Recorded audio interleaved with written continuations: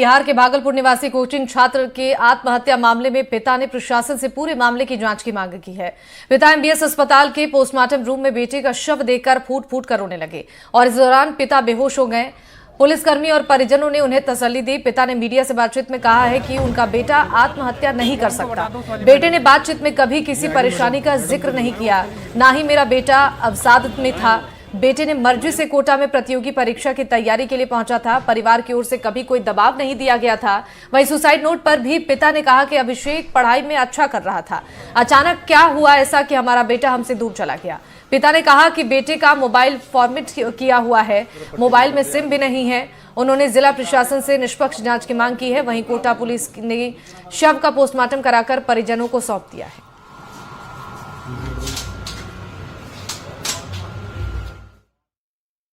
बोला कि पापा 8 तारीख को छुट्टी है, 9 तारीख को घर जाएंगे।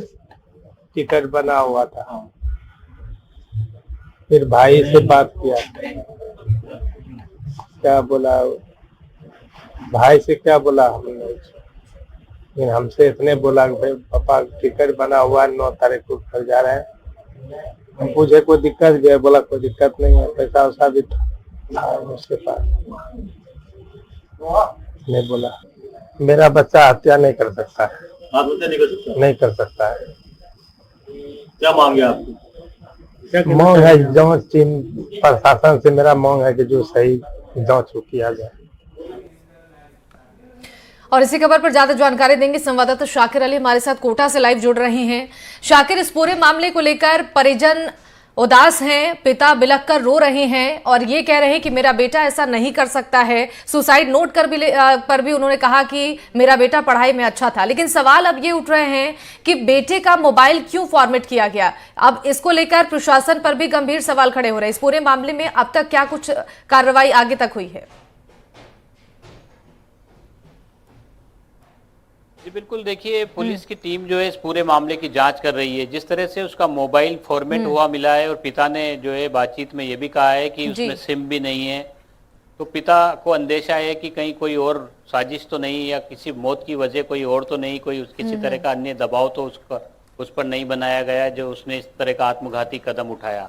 लेकिन जिस तरह आज जो पिता जैसे ही पोस्टमार्टम रूम पहुंचे तो एक परिवार के लिए बड़ी विचलित करने वाली स्थिति होती है, दुखों का पहाड़ टूटने जैसा होता है। पिता जो है अपने जवान बेटे का कलेजे के टुकड़े का शव देख करके बेहोश हो गए।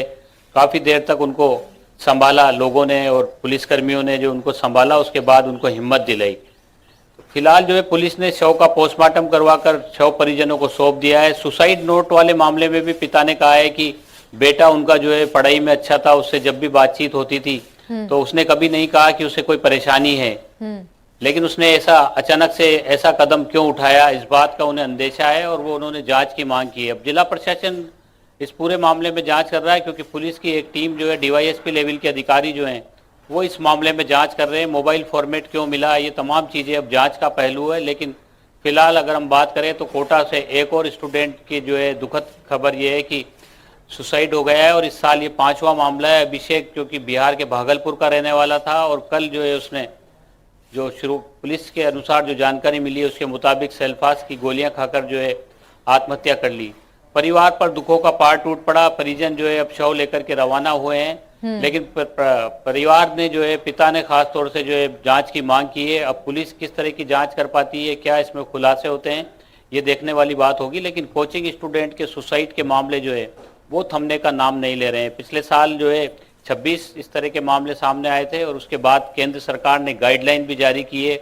उस गाइडलाइन की पालना के निर्देश भी जिला कलेक्टर ने जारी कर दिए हैं। कई सारे प्रयास भी किए जा रहे हैं, लेकिन उन सब के बावजूद जो बच्चा स्ट्रेस का शिकार हो रहा है उस तक पहुंच पाना मुश्किल हो रहा है। और जब इस तरह की घटनाएं होती है तभी मामले सामने आते हैं कि ये बच्चा भी स्ट्रेस का शिकार था, ये भी अवसाद में था। और जब सुसाइड नोट में जिस तरह लिखा गया है कि मैं जेईई नहीं कर सकता, वो जो निराशा है वो भी साफ तौर पर नजर आ रही है कि प्रतियोगी परीक्षा में किस तरह का प्रेशर बच्चों पर होता है। सीटें कम है और परीक्षार्थी हैं लाखों की तादाद में, तो अभिभावकों की उम्मीदों का बोझ जो है वो भी साफ तौर पर इस सुसाइड नोट में नजर आ रहा है। हालांकि पिता ने जांच की मांग जरूर की है, लेकिन हम लगातार जिस तरह से इस पूरे मामले में अपडेट देते रहते हैं कि अभिभावकों की भी काउंसलिंग की जरूरत है, अभिभावकों की भी काउंसलिंग की जानी चाहिए, क्योंकि जिस तरह से बच्चों को यहाँ पर भेजा जाता है और उसके बाद उन पर उम्मीदों का बोझ आ जाता है, और जब वो यहाँ आकर के देखते हैं कि ये बड़ा समंदर है, ये जो रेस हो रही है इसमें वो दौड़ नहीं पाएंगे, इस रेस से वो बाहर हो जाएंगे,